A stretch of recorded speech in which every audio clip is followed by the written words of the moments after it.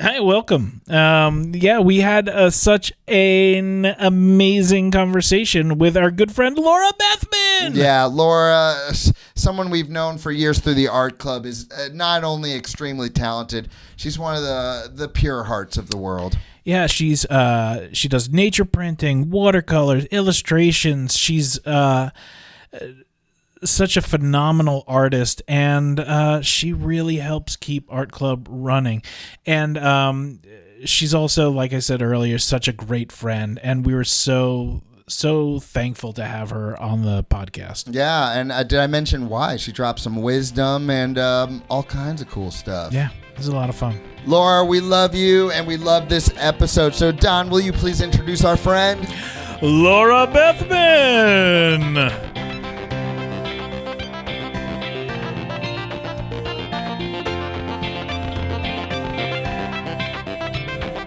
Hi, Sam. Hey, Don. What's up? Right on cue. Well, I am so pooped.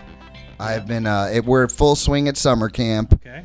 Which we were just talking about at length. But just for you listeners, we are in summer camp.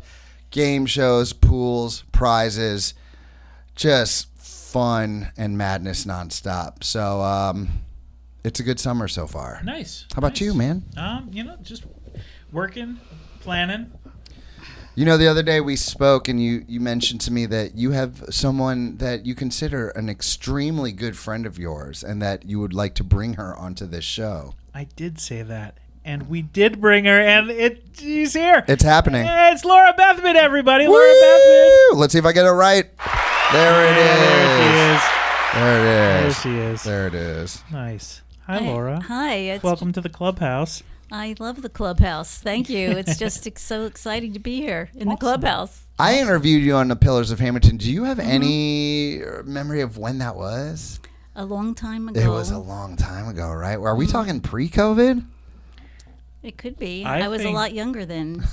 Weren't we all? Think that you were you interviewed pre-art club? No. No, because I met you all through So the art then club. it can't be post-COVID. I didn't know you existed until our club. Yeah, oh, that's but, He right. actually so it had to be didn't. after. It but has to be after Sam Art Sam Club. didn't know I existed before art club either. No, I actually Yeah. didn't exist. I didn't exist. Yeah. Yeah, we none of us existed Yeah. before art club, and now It's we all- exist. It's all about perspective, I suppose. Yeah. Yeah. Well, Laura is a huge part of the art club. I would say she's one of the hearts of the art club. Would you agree to that statement? Laura is the backbone of the art club, the thing on which all responsibility rests. She's the one that, there's people who are like in your face. I don't know these people, but they're in your face. I'm talking about myself. But, then you got the people who are really doing the work, doing the important stuff in the background, not looking for any accolades or cheers from the audience. They're just doing the hard work and making things happen. Laura's that person who makes things happen. Well, I don't know. This is a lot of padding to what I actually do. And she's very humble. She is very humble. Mm-hmm. She is very humble, and I give her a hard time for being so humble. But, Yeah, you should, man. I'm not here to eulogize you. Let's talk about things. So, Okay. Do you like art? Yes, It's all right. It's pretty good. yeah. It's good. So let's look at that Wayback Machine a little bit, because you're a book published author of nature printing books. Yeah. You do the watercolor stuff. Yeah. And what can't you do? What other stuff? You do these tiny little illustrations, which I adore. But yeah, how did you get your start your start doing art stuff? I don't know. We're just born with this. It just happens. Were you creating? Yeah. As a. Oh yeah, I remember. I mean, even as a little kid, coloring was the best thing in the world you could do, and then drawing and then sitting in fourth grade or sixth grade, under your desk having your sketch pad just drawing and not listening to the teacher. I'm so curious That because tracks. I'm used to interviewing guys who are making superheroes and stuff when they were kids. What was Laura making when she was a kid? What was she sketching? I don't know. Friends, people. I really don't remember. I don't have any drawings from then, but I do remember drawing people. Would you gift it to them, or it was for your own personal little collection? Oh my gosh, no! I was just too introverted to even show anybody anything. Yeah, You never showed anybody? not when I was a kid. Wow. Yeah. Wow. This is me being so extroverted compared to when I was a kid. On the microphone. And this is Yeah. not your first rodeo. Now Yeah, you're I experienced. never would have been sitting here, a few decades ago. It's like, Really? oh yeah, forget it. Would you have not want to, or you just would have been too shy? No, I would have had to speak, so that wouldn't have happened. I would have had to answer questions. Ugh. Did you have any family who were into the arts, or did that just come from needing to express yourself? Well, it depends what you call arts. I mean, my one grandmother was a brilliant seamstress and lace maker. My mom was in vaudeville. She was a dancer and singer and performer. And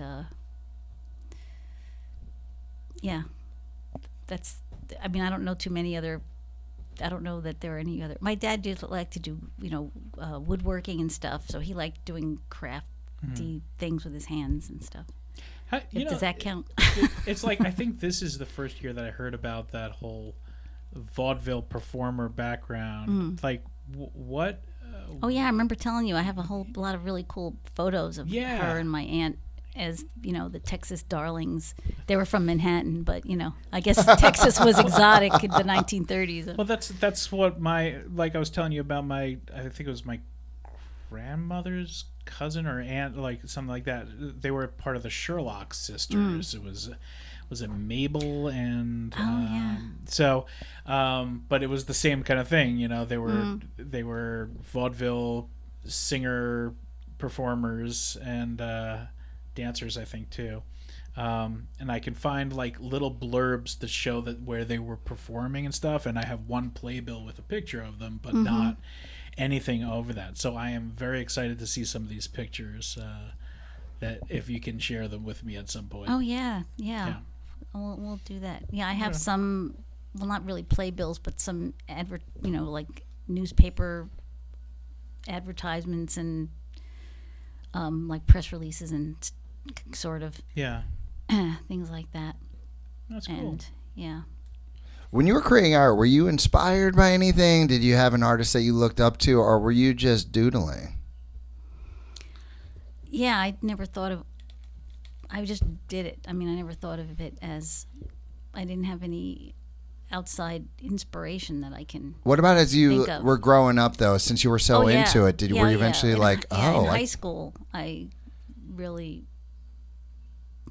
knew a lot more, could find out a lot more. Used to get the bus into New York a lot, go to museums and galleries and. with your family, or was this something you did on your no. own? Just by yourself? No, this was with a friend or a few friends. And you were just some teenagers going to art museums. Yeah. This was how we. Cool This kids. is how we partied. Partied hard. Yeah. And so when you were doing that, So radical. who were? Oh wow! And so when you were doing that, who were the artists that you were like, okay, I'm really digging this? If you can recall. Oh yeah. Well, there's all the. Well, I don't know, impressionists, post-impressionists, abstraction. Klaus Oldenburg was kind of a revelation, but a little later on, I got really inspired and learned a lot more about other artists like Cezanne and there were so many. I can't even pick out my favorites. One really big inspiration was a contemporary, well, she was older than me, but she was alive as opposed to all the dead artists. And it was Carolyn Brady who did these gigantic watercolor paintings, and I would go up to her gallery in New York and just eye them, and they let me go in the back rooms, and they weren't even ones that weren't even framed yet, and they would just pull out these giant 6-foot pieces of watercolor paper and all these beautiful paintings she did. And that really... How did you get access to the back? I just asked if I could see more of her paintings, and they said, just go here. And they were probably pretty excited to have someone so young and, enthusiastic. Yeah, I didn't look like I was going to, damage anything, I guess. And then you raged. Yeah. I'm going to go tell my kids out there to be quiet because they will get closer and louder. I'll be right back. All right. Cool. Okay. Yeah, we'll keep going though. You also talked a lot when I first met you about Alice Neal. Oh yeah, really, she was quite an inspiration. Her story and her artwork was just so uniquely her, And my one daughter got really interested in her work too. Well, what about her her story and I guess work did you connect with? Well, I don't know. It was really interesting reading about her life, which was, had a lot of tragedy in her life, and but living when she lived in Harlem, and she just painted people on the street, and she just wouldn't take any. She didn't do portraits or anything because she said you have to paint people the way when you take a commission, you have to paint them the way they want to see themselves. And she just wanted to paint the way she did. And that was a big a good lesson learned for paint what you want to paint and paint for the painting. So what moved you, I guess, more towards seeking a more professional life in the arts? When did I do that, Don? Yeah, I was going to say, you do know you're a professional, right, Laura? Did no one tell Laura she's a professional, Don? Yeah, we should probably, I don't know, I'll send you a note. I'll send you an email. Let's make it official. But like you teach classes, you have made some income as a professional artist. Yeah. So... Yeah. I'm famously not famous at all. Well, this podcast is going to change hard. that. Yeah. This is where it turns around. Yeah. We're big in Sweden. So. I can imagine. I think that, I don't know, when I was younger, which I just don't believe that this would have made a big difference to me. But, I never got a degree. I went to a lot of schools, and I was really good at just quitting stuff. I was very good at that. And when I did the first thing I did that I consider professional. I mean, I did some little art shows and lots of little art shows, but I submitted an article about nature printing to a magazine, and they printed it, and I did artwork for the cover, and then I did a couple more magazines, and I got a call from I can't remember her name now. This is so long ago. But she had a herb business in Pennsylvania, and she wanted me to come and teach a class. Asked if I would teach a class to her at her business. She had this big barn, and she grew all this wonderful stuff. So I did, and she told me I should. She told me the name of her publisher and said, you should, send them a proposal because you should do a book about this. And there certainly weren't very many books about nature printing. So I did that. It took me 6 months to get up the nerve to just send this off. And I kept changing it and adding it. And, I put in this big box full of all this original artwork, and which you're not supposed to do, to send off, Because they'll know just if you're- steal it? You or? never, you don't know if you'll ever get it back. You don't know what's going to happen to it. But I didn't know that at the time. I just sent stuff. And so, yeah, they wanted to publish the book. And that made me feel a lot more, okay, I achieved this. Yeah. You know, I've been, Yeah. you know, when any kind of recognition like that makes you feel, Validated. yeah, that's a good word. And since I didn't have any degrees, you know, I never finished any of these schools I went to. Even art school, didn't finish art school. Mm-hmm. And That's crazy. I just get so, you know, What else? this isn't. What other this things isn't were you working for me. studying? This isn't working for me. What else were you studying that you quit? Well, it was just different schools, but it was always art. Except they were different. There were different colleges. Except Pennsylvania Academy of Fine Art was the one art school I went to, and I was excited about that. But I just did 1 year. Was it them? Was it you? Was it the peers? Why'd you quit? It just, I wasn't inspired there anymore. Huh. So I left. Huh. You know, I don't know what it is about, you know, feeling like I have to do things my way because, you know, you really have to cooperate with other people sometimes. And some people are not hard to cooperate with.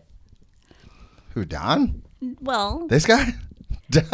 Don, if you can't cooperate with Don, you're not my friend. This guy. I never thought I'd be doing anything like this with Art Club. And I'll tell you that Art Club kind of saved me What? when that came along. Do you know this? Yeah. Yeah, things were not good. And for a couple of reasons that, you know, I'm not going to go into, but it was a tough time. And Oh, wow. and it really helped me to find these people who were like-minded, and you had this great vision, which, you know, look where we are now. How imagine that. And On top of the world. on top of the world is right.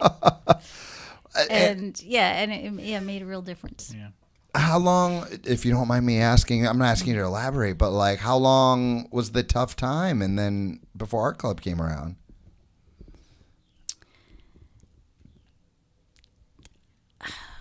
Few years. Okay, so it was a long thing. And Yeah. then once the Art Club started rolling and you had this group of like-minded individuals, like it really helped you, huh? Yeah. Yeah. I mean, other things helped too. You just Over moved to along the town way, but- just before that, right? No, 2017 we moved here. 2017. Yeah. Don, did you have any idea it made that impact? What? Did you have any idea it made that kind of impact on Laura? No. Well, art saves. We Yeah. all know art saves, but a cooperative kind of art is even better. Is really good. I just want to say, before you get your piece in done, I have to put you over, man, because he doesn't take a step back. He's just always moving forward with the next project. But, man, if he took a step back from what he's done with you to what he's done during COVID. No, Don, you take this. You take this on the chin. No, because like all the swag bags that I make Laura stuff. Look, See how important I am to Art Club. no, like, you know, like, I mean, it goes both ways. Like, I was floundering like before, like I met everybody at that first Art Club meeting. Like I was an out of work scenic designer and not sure I wanted to do that ever again, or, you know, and like it was just like a conversation at a coffee shop. Wouldn't it be cool? And like the rest of Art Club became that. And like I've made some amazing friends along the way. Like true like friends, you know, the people that I confide in and I, you know, talk to about the things that I am unsure of, like, you know, people I'm really open with. And I've even in all my time in like other careers, never experienced anything like this. Maybe one or two people, but know people that I've become this close to, like not just them but their families and stuff too. So it's like this whole. That's why I feel really uncomfortable talking like about me taking a step back, and like I say this often when it comes up, because it does make me really uncomfortable, because like this is a gift everybody's given me, like this is the coolest thing that I've ever done. These are the coolest people I've ever worked with. So it's, I haven't done anything. I'm the lucky guy. Wow. Wait a minute. What's this step back? You mean? No, I mean those- I meant take a step back and look at what he has done. Oh, I see. Because it's very special. Yeah. Yep. I mean, very special. I mean, I could go on. I could make just a list of what has happened from point A to point B, and none of it happens without Don. And it's not just his talent. It's also his drive and his wanting to make Hamilton better. A lot of people are out for themselves, or out for, I don't know, out for themselves. And Don isn't. Don is out for the greater good of Hamilton, and for you and for me and for all the people around him. And he just does it because that's him. That's why he doesn't want to. He's not looking for clout. He's not looking for what I'm doing right now. He's not looking for that. But I mean, most uncomfortable I felt in the room. But so okay, to get you back into your comfort. Yeah, but we know this because that's why we're still here. For sure. Yeah. If it weren't, Yeah. 100%. Yep. What at I've what let go of point? a lot of people that, were only out for themselves, or just didn't have any heart, weren't using their heart in what they were doing. And, Yeah, those are the kinds of people they'll thank make you. you lose faith in Yeah. in humanity or whatever, and like then someone like, or even both of you guys come around, you're like, okay, there are really good people out there who are out there to bring their skills for the greater good. And I think that's fantastic. I'm always hoping for something like that. I'm always, whether it be a podcast or a show or whatever, and so many times I've been let down, and I've come to realize like, oh, this person isn't really out there for the best show or to put on a good performance for the people. They're out there to have eyes on them and make themselves built up to look like a superstar in front of people.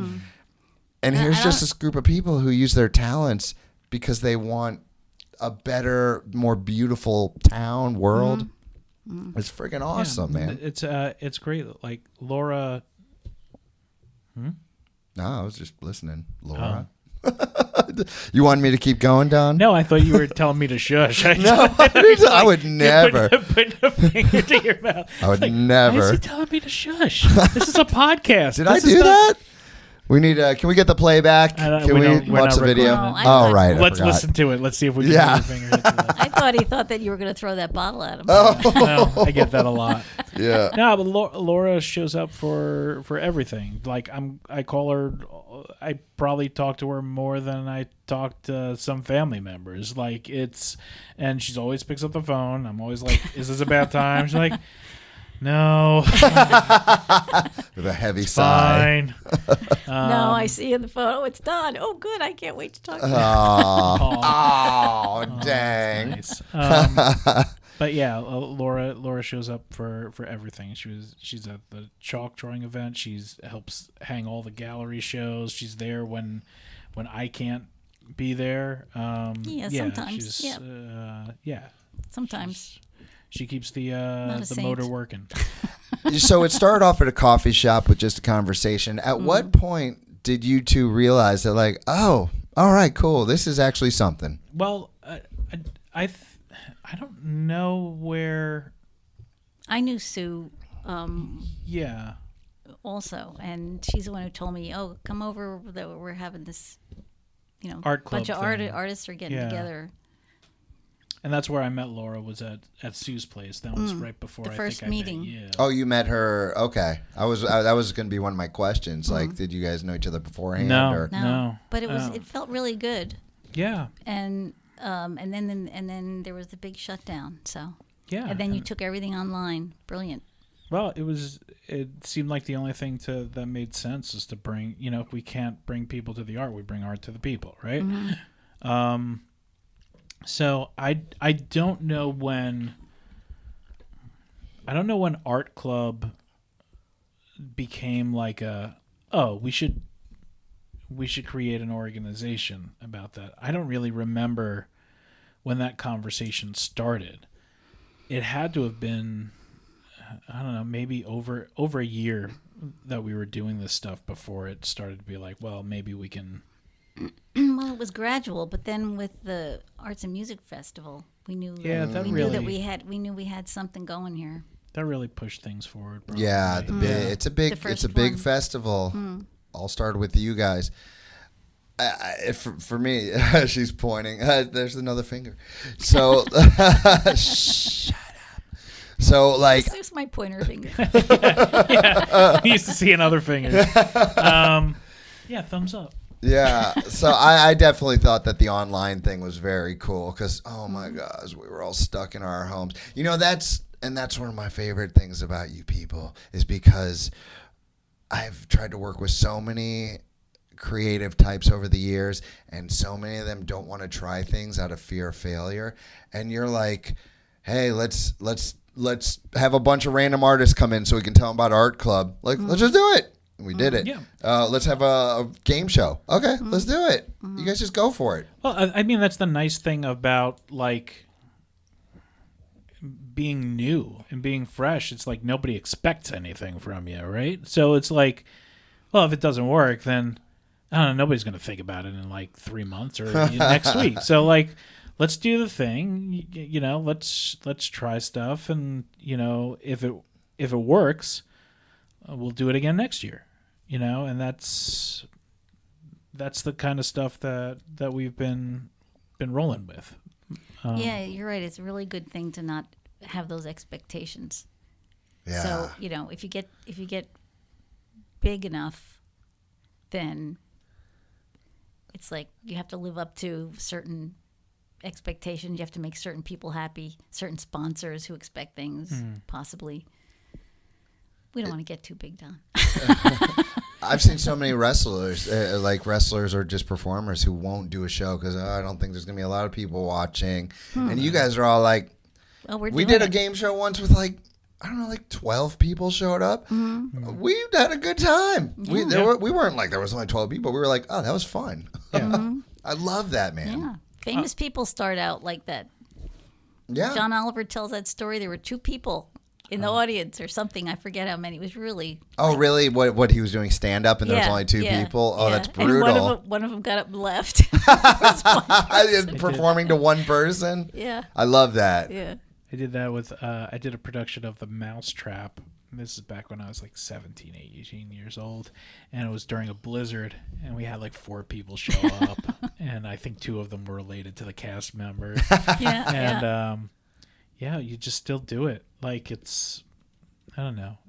There's something cool about that. Like it doesn't matter who's watching because you believe enough in the material to keep pressing forward. Yeah, and are you having fun? Like if you could have fun with 4 people, like hell yeah. There's a lot of people who can't have fun with hundreds of people watching. They need thousands, and you guys just have this good attitude about all of it. I love that, man. I love that. Laura, out of all the things in Art Club, which like we've been saying, there's a plethora, like what would you say you're most proud of? What do you enjoy most about the club? What have been your best memories? That was like a lot of questions in one. Yeah, but that's a lot. and I expect an answer to all of them. Bullet pointed, please. Well, of course, I love the exhibitions that we do. I mean, I love everything that Don comes up with. The festival is great. I'm exhausted when it's over. I'm getting too old for this, I keep saying. And Laura, just so you guys know, Laura rocked this. She's the first face people see when they enter this festival. She's there. What do you put together? What do you call them? The grab bag? What is it called? They're swag bags. The swag bag. Yeah. Well, Eileen, who's been volunteering, who's brilliant, Eileen Unger, she has really been helping out the past few years with these swag bags that have got me Like, I'm like telling Don for this. Do we really have to do this way? I told her.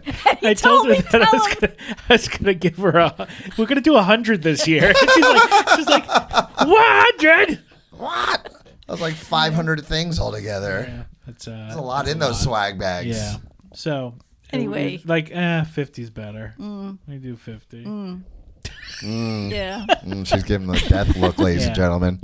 So like what I guess what kind of drives you creatively? You know, you've done these watercolor the invitations. So talk to us a little bit about that series. Well, I'm not sure. Oh, I do remember how it started, but the invitations are mostly, well, they're mixed media, mostly watercolor, probably, but mixed media about heroes of mine, and they're invitations for them to come, and I make them a meal. It's in the painting. I have little things that represent them in the painting, some things that represent me. And, they're not going to come because they're all dead, but that way I also don't have to, actually invite them, which what would I really say to these people that, would just tongue tie me. But, Albrecht Dürer and Mary Oliver and George O'Keeffe, Marion Diamond, brilliant scientist. I mean, there's scientists, artists, authors, people who've done great things. Benjamin Franklin's in there. I have a big list of many that I haven't done yet, but I have about 13 invitations. Could you describe perhaps the Ben Franklin one, since that's probably out of all the names you said the most well known? Like, what does that piece look like? Well, Ben was just a polymath, a brilliant guy. In his time, he might have been one of the most brilliant guys. He did so many things. But he also did nature printing. Oh. Yeah. Oh. He used nature prints when he printed colonial currency. And it was nature prints are kind of like fingerprints. You can't draw or etch them, so they're hard to counterfeit because they're actual prints from actual leaves. That's cool. So and he learned about them from a friend of his. Okay, I'm not going to remember his name right now, but who was doing. There were a lot of people making nature prints, which it came over here from Germany. There were lots of Germans over in Philadelphia then, and they would go over to John Bartram's place and get plants from him and go to town. So he made plaster casts. Is and it that's how he- Joseph Brentnell? Brentnell? Joseph Brentnell. Yep. A Philadelphia naturalist and a friend of Franklin's. Yep. Oh, you know so much, Sam. I know. I just had to Just go to the right back to the files top of of your my head. brain. Yeah, very good. ChatGPT. ChatGPT. Yeah, I brought 2 notebooks, but I can't look up any of my notes because I'm supposed to be talking when answering questions. When you're talking, I'll look up something. So it has nature prints on there. Yes, it has a painting of the Franklinia blossom, which is a tree that was named by John Bartram after Ben Franklinia, and they don't grow in the wild anymore. I don't think they have to be cultivated. Oh. We had one, but it died. There's a meal I created. He loved cranberries and turkey, and there's potatoes and string beans, and he loved. I've never tried this recipe. I keep telling myself I have to make it. Parmesan cheese pie. Sounds awful. Oh. Sounds awful. I mean, That's why I have like. to make it and try and see what happens. He was, Wait, like with sugar, like sweet, like a dessert? I don't know if it's sweet or savory. I can't remember the recipe, but I did look it up. Anyway, that's not in the painting. But there's a turkey sitting in a tree, and there's lots of clouds, and there's lots of fall leaves and trees, and That's so cool. How did this whole venture start with these? What do you call them? Invitations? yeah, they're invitations. They're paintings, but the painting is an invitation to the person, as if they could come and have this meal with me, or, come and just sit on the porch and chat, whatever. Yeah. I always tell Laura, first of all, when you go to Laura's studio, there is just art everywhere and layers of it. You just flip one to another. And I always tell her, I'm like, man, this could be a commercial success. Like, for my favorite people, like, I would love like an invitation art piece, like, based on some of my heroes. Like, I think it's really, like, there's a million Ben Franklin paintings out there, but something like that, I think it's so cool and different. Yeah. Yeah, the Peninsula Gallery liked it, so I had a show there with the invitations Oh, no way. in Delaware. Cool. Which one's your favorite? Well, whatever one I'm working on. Sounds like an artist thing to say. Ursula Le Guin is one of my favorites because I actually have my handprints on that one, and paints and paintbrushes and giant hibiscus flowers, and that's one of my was favorites. Ursula? I guess Ursula Le Guin. She's a science fiction. She's an author of all kinds of books, but she's most famous probably for her science fiction and fantasy. Why did you put your handprints on there? Because I could. It's my painting. I could do anything. Whatever the hell you want, Sam. My bad. You're right. Are you into science fiction? I can't say that I've read any of her science fiction. I've read other books of hers. She's also a poet, and she translates books. She translated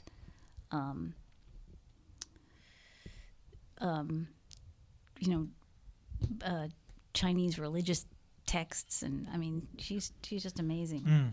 I'm guessing none of the books behind you on my new bookshelf Oh, nice. are something that you would read. I'm so curious. Are you a big reader?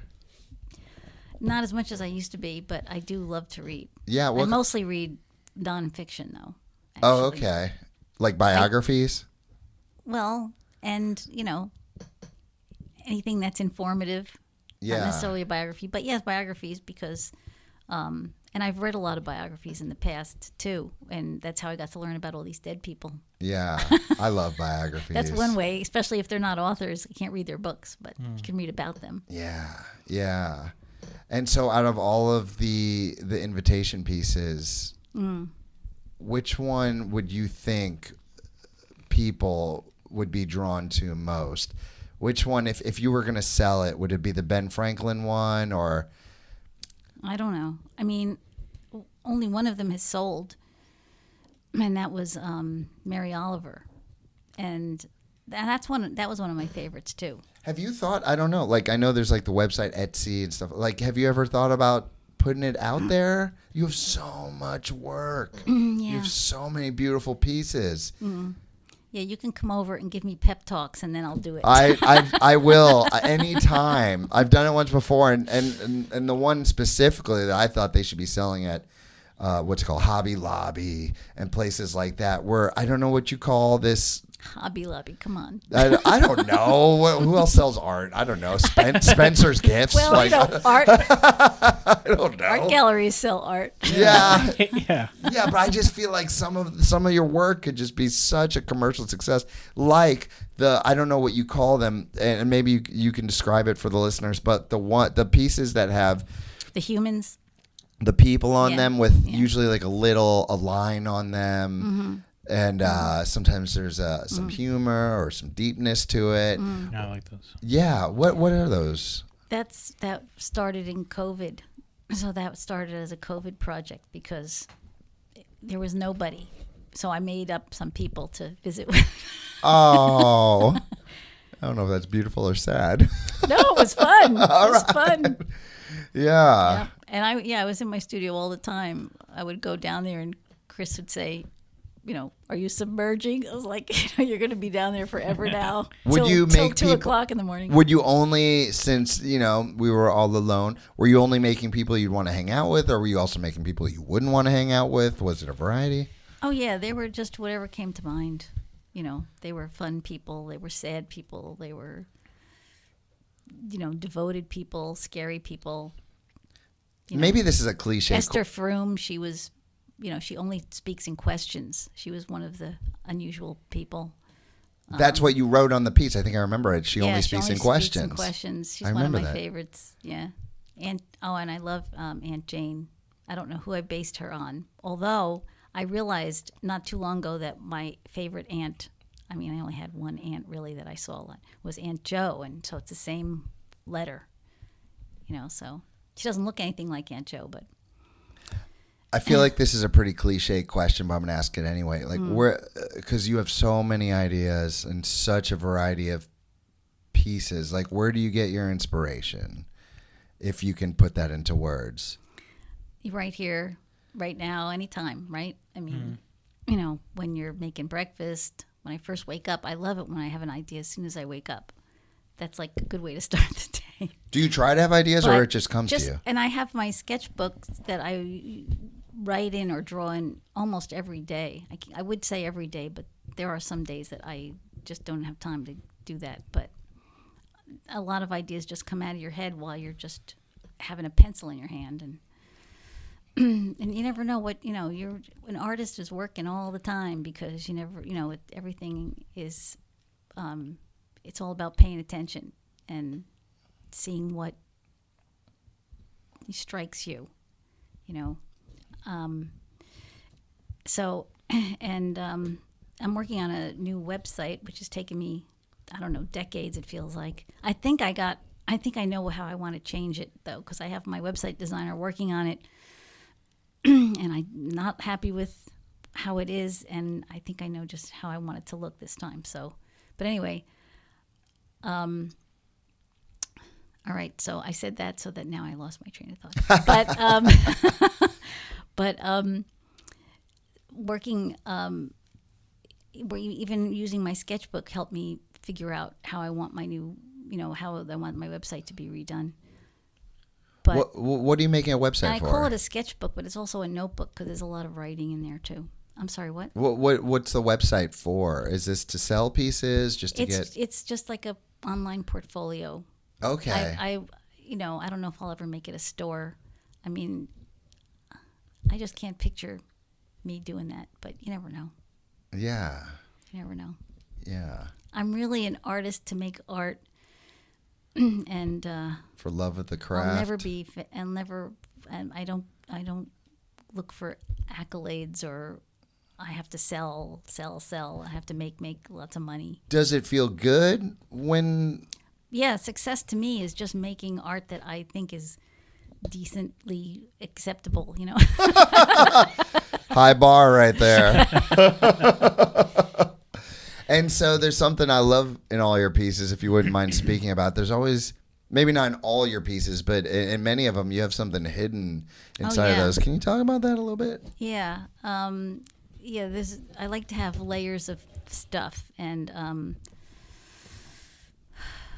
so that, you don't just look at it once and say, oh, that's a nice flower, or, oh, that's a box of candy, So I like to have,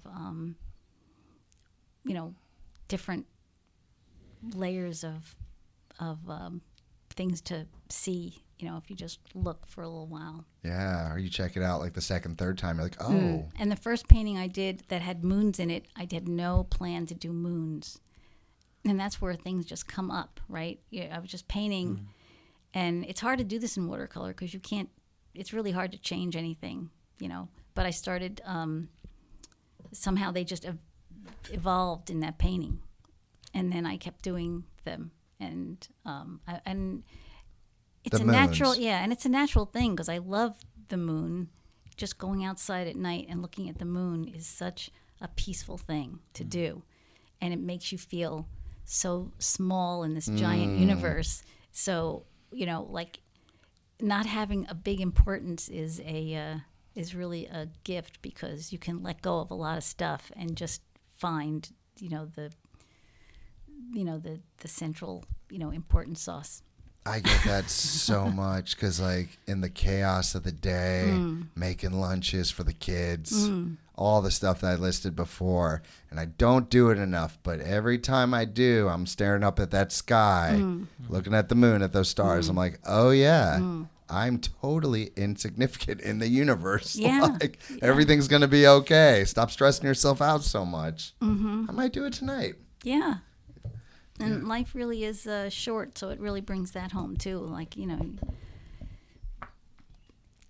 think about death every day. That gets you moving. Yeah, especially the closer you get to it. Yeah. Trying to live forever over here. I'm taking my vitamins. Oh gosh, I don't want to live forever. I'll live through the apocalypse. I don't. Yeah. Oh, that can happen that without wouldn't me. be good. Yeah. No, that wouldn't be good. Yeah. Yeah. There's a little bit of death in a lot of my paintings too, but it's not obvious. Can you explain what you mean? Not really. Okay. Don, as someone who has the eye for art, like, what do you love about Laura's art? Like, you're not being put on the spot there, Don. Yeah, no, I know that you are a fan of her pieces. Like, what out there do you think is? Well, I think, first of all, it just like I'll sit and I'll watch sometimes when like she's just sketching in a notebook, like I'll look over her shoulder and like she's just sketched everybody that was in the room and it's just how quickly she comes up with that, and it's like it perfectly captures like a moment in time, and I think I love those sketches in your sketchbook and those illustrations that you did most of all because I don't know, I connect. I know you love life drawing too, so you love like connecting with people and stuff. Yeah, and I think everything that you do, it like, okay, this overall, I think it's because you're a storyteller. Like everything that I've seen you put out, it has a story to it, and that I think that goes even for like things that you've done nature printing on too, like like chairs and stuff like that. Like it all feels like there's a story to it, and I think that's what I probably connect with the most. I'm also very, very jealous of how rich your watercolors look. Like I can't get anything that color saturated. But that's the one thing I'm very jealous about of it. Oh my goodness! Just to put more layers on your watercolor. It's just I'm gonna bleed right through the paper. But it's like I'm so afraid. So I live in fear of watercolors. But it's the storytelling I think that I really admire in your work. Wow, this is very exciting. You're gonna have to help me with that a little bit because maybe I should put this on my website. Because you're right, I do feel like I'm going through a story when I'm painting, and I'm telling myself this is this and this is about this, and I need connections with this and that, and that's making a story. It's all about like hearing you talk about the invitations. Like it's this fantastical meeting of somebody you admire, and you're setting a place for them at the table, and you're finding things that you can connect with them about. Like, it's like I just met this person. I'm inviting them over for dinner. And what are we going to talk about? Like, well, this is all the stuff that we could have as part of the conversation. It's all right there. And I do have them because I have pictures of each person, each of the people after I finish their painting on my wall in my studio. So, and I feel like they're looking over me, watching over me, That's so cool. Because you ended up quitting art school, and art is so subjective, like, do you see a value in getting an education in art? I think if I ever had any teacher like you, life would have been a lot different. Oh, wow. And that means a lot. I learned a lot listening to your story on this podcast about you and your philosophies of teaching, and how you teach for the child and not for the curriculum. And I hated school. I hated school from kindergarten. Really? Yeah, I had bad experiences in school. And artist types are kind of sensitive anyway, right? So you're just a sponge, absorbing all of the bad stuff, all of the, And there was corporal punishment when I went to school. Really? Oh yeah. Were you on the receiving end? Yeah, we would get our hands hit with a ruler and Oh. all kinds of stuff. And you didn't have to do anything particularly bad. You just had to not pay attention. And this didn't happen a lot, but once is enough for me. I mean, I'm done with that teacher. I'm just going to fail all my grades. Wow. Because I'm not going to give her anything. So, this is how my mind works. I don't like you. You're Cut dead off. to me. Yeah. If I was ever dead to Laura, I would You be would have dead done to myself. Well, it's not so something much I don't egregious. like you. It's more like, you're not a nice person. So, yeah. Was it everything? You just didn't like the kids, the teachers, No, everything? there were some years I enjoyed. There were some teachers I really liked too. And one particular teacher who I really liked, and one day she insulted me in front of the whole class, and then she was dead to me after that. She Fifth insulted grade, you. 5th grade, yeah. What was her name? Yeah, where does she live? Yeah, I'm not naming names. But I will say my 6th grade teacher, Miss Brown, I loved her. And she never yelled at me for drawing in class and stuff. And she had to know because, in my autograph book, she wrote to the class cartoonist. So she had to know what I was doing over there. And she let you be free. Yeah. I love that. Yeah, school, depending on your, experience, can take away your weirdness. And you have to keep your individual weirdness. And it took me a long time to get it back. Wow. I'm blown away by this. I didn't know. I love that you find such value in the weirdness. That's awesome. And teachers like you.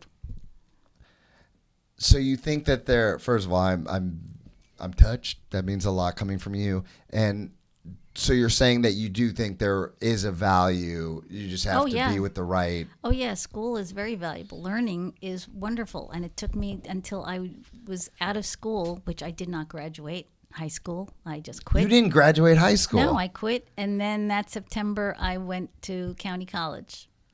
And then I went to, took classes in Rutgers and went to Syracuse University and took classes there. And the Parsons in New York, I took classes in there, and I took classes all over the place. But yeah, and that way I didn't have to quit. The classes will be over, then I can leave. Yeah, you have to worry about 4 years. Yeah, but yeah, I was done. And now here you are. You're a teacher, yeah. right? Oh yeah. I teach. What do you teach? Art classes, workshops, nature printing, watercolor. I've taught calligraphy. I've taught drawing, and we just have fun. Whatever anybody wants to do, whatever I can help them with.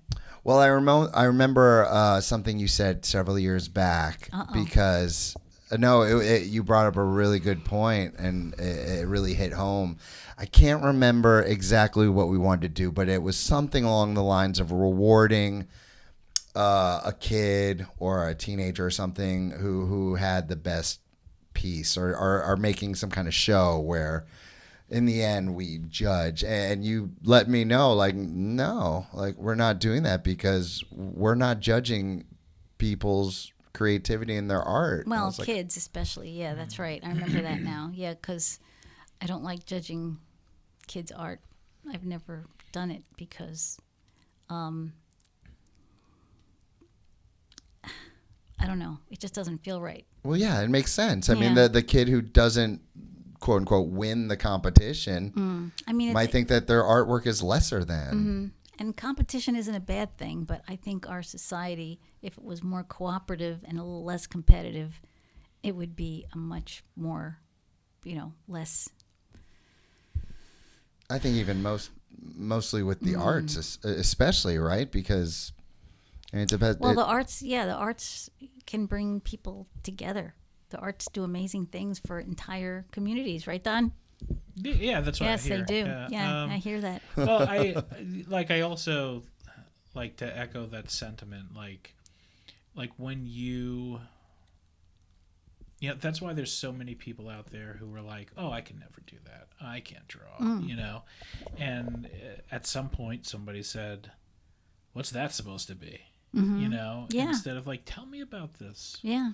Tell me about this drawing that you did." It's like, "Oh yeah, I see that," you know, and like by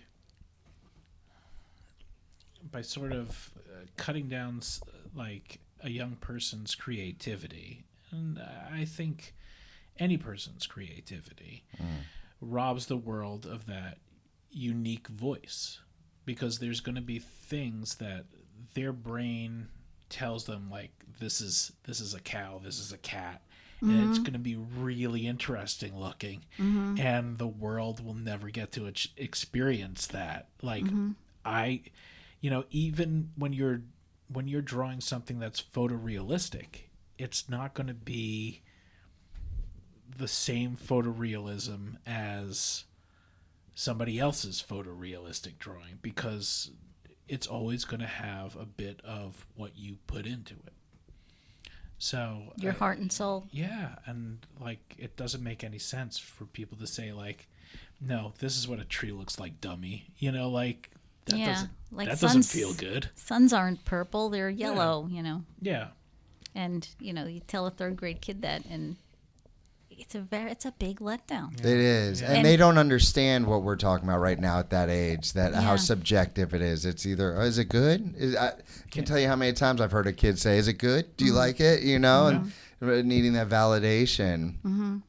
Yeah, because it comes from them. You know, when it comes from you, it is a person. It does feel very personal to Yeah. be, whatever kind of comments you get about it. It's Yeah, very and I personal. think And art is so subjective. It's not something that's easily judged. I will say, for the all full disclosure, I did judge a children's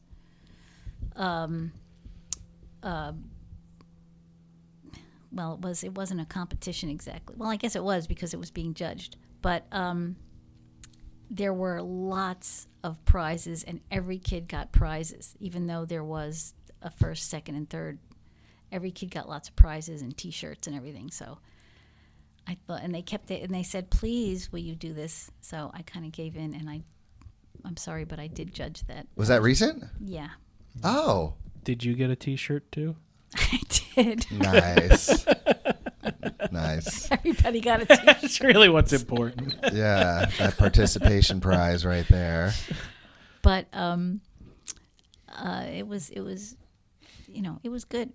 I really liked seeing all the kids' art. Yeah. Yeah. If you want me to look at kids' art I would. again sometime, Yeah. now I have to do it. I'm sorry. I have officially changed my policy. But everybody has to get prizes. Okay. Everybody has to get recognition just for showing up and doing it. Look, at summer camp. Thank you for your art. Thank you for creating that. Yeah.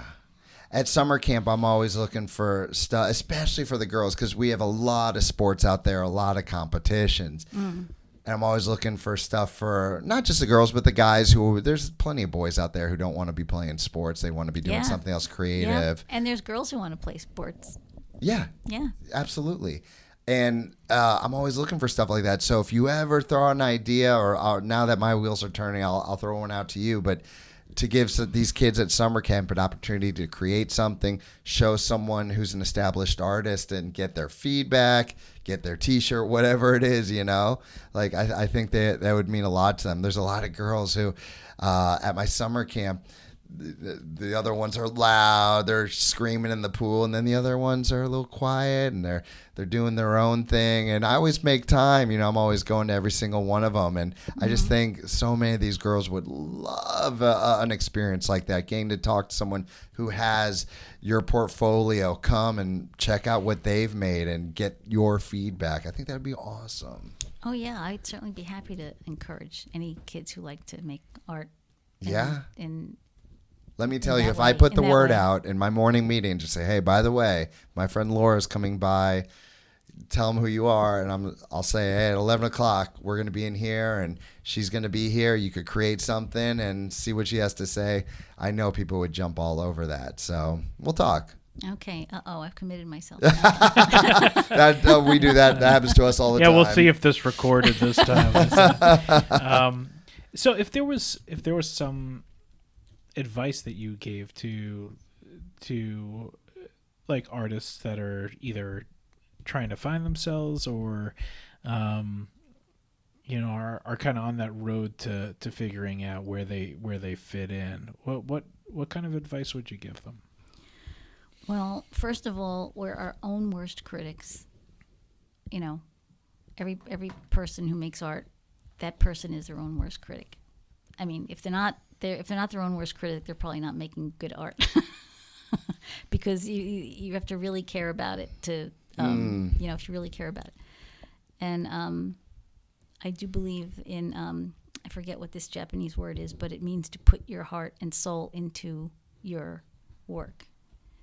And art is something that is so easy to do that with. It's your own thing that you've made. And any kind of art. And, we're talking about visual art, but, whatever the art is that you do, and have purpose and structure. You can't just, it feels good, just putting, making marks on the paper, making, brushing paint on a, it feels really good. But if you want to, and the process is, I've always said the process is the most important thing. And I believe that for a long time. And the process is really important. But if you want your art to be meaningful to you, you have to have your own purpose and structure, and you paint for the painting, or you draw for the drawing, and see what it has to say back to you as you're doing it. And if you don't like something, just get another piece of paper or canvas, or make another one, or write a new song, or if something doesn't work out, don't badger it to death. I've learned that you waste a lot of time badgering something to death, and then it dies. Yeah. Anyway. By the way, as someone who has won the game show Password, I'm wondering, is this your word? Cowardy? No, it's more, I don't know how to pronounce it. It's MER. It starts with MER, but I'm sure that there's a lot of words that mean that. So that might be it. That might be one. Okay.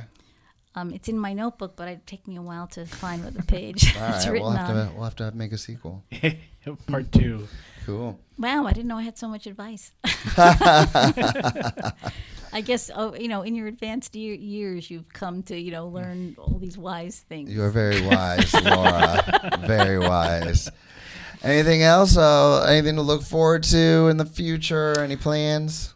Yeah, I have a show coming up next year that I have doing a whole new series for at the Princeton Arts Council. So I'm looking forward to that. Do you already know what you're going to be creating for that? It's called Plant Planet. And there's another nature printer who lives up in North Jersey, so we kind of are collaborating. And she's we're collaborating on having a dual show, but, she's doing her work, I'm doing my work. And it's going to be like a 2-person Very show. cool. And that's going to be in 2026? Yeah. All right. Yeah. So I keep saying I have to start figuring out what I'm doing for that. I wrote a whole proposal, and they liked it, but I have to reread it, I guess. It's been a while. Yeah, I think I'm putting up a few things in Cassiano for August. So that's what's all over my floor right now. Very cool. And I don't know. We do fun stuff. Mm-hmm. I want to end this by saying, Don, are we not lucky dudes to have Laura be part of this crew? For sure. Laura, you are wise, you are awesome, and just a genuine good person, and it's a little harder to come by than you would think, but it's so nice when wise. it does. What would I do without You are the owl of the art club. Well, filling my soul with praise. I appreciate it. Right on. All right, Laura, thank you so much. Oh, Don and I'm Sam. Sam, that's Sam. Some call me Mr. Sam. well, No, I was going to say something to Don, but yes, Don and Sam. No, thank you so much. tell No. them your piece. Oh, what were you going to we're- say, Laura? Lilsey. What were you going to say? talking trash. Something disparaging? No doubt. Now I forget what it was. I will just text you later if I get. All right, we'll post that in the show notes. Yeah, no doubt. Laura, for someone who wouldn't have done this years ago, you rocked it. Thank you, Laura. Thanks, Laura. Thank We did it again, Don. Thank you, guys. Thank you, ladies and gentlemen. We'll see you next time. Thanks for listening to Welcome to the Clubhouse, a production of Art Club Hamilton with your hosts Sam Seitels and Don Swenson. If you like what you heard, hit that subscribe button, give us 5-star ratings, and share it with a friend who'd love to hear it too. It really helps us grow, and not only that, it makes us feel all warm and fuzzy So inside. fuzzy. Until next time, keep creating, stay curious, and catch you on the next episode.